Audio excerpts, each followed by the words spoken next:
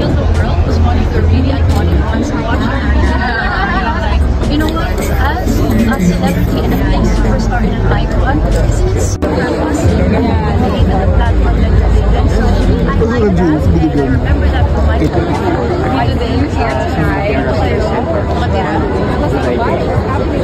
I'm glad that I'm able to do this, to experience this, and also to be with a fellow Filipinos who might not see ko na gumawa ng dalawa for tonight. Yeah, so it's just great to be here and represent.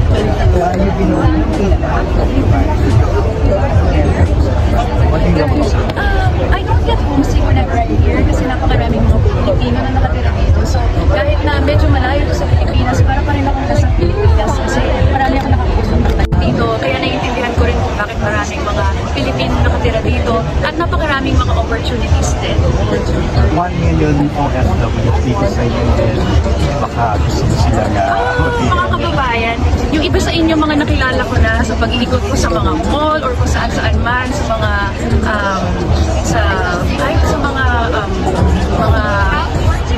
tawag dito sa mga mall or sa mga hotels kasi madalas kami ng asawa ko na umiikot sa mga iba't ibang mga hotels dito sa Dubai. So marami sa kanila mga nakilala ko na pero marami pa akong gusto makilala ng mga kababayan natin. So I'm glad to be here and to represent you guys. I hope I'm making you proud.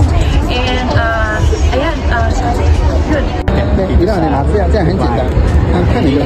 Ang dami natin mga Pilipino na making names dito sa Dubai. Well, that makes me feel proud that there are so many Filipinos, not just in Dubai, but all over the world, who are making a name and who are making the Philippines proud.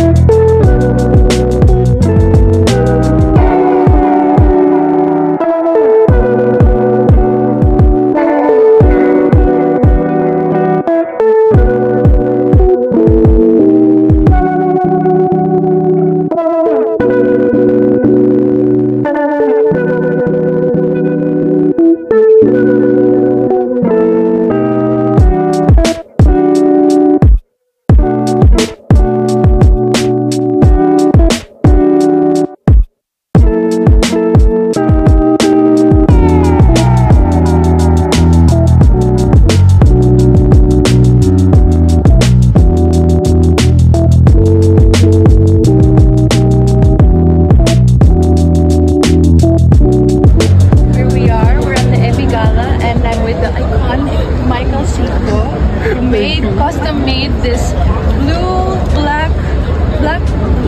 black gown for me. Of course, jewelry by Bulgari, and we are ready for tonight. Thank you, Michael.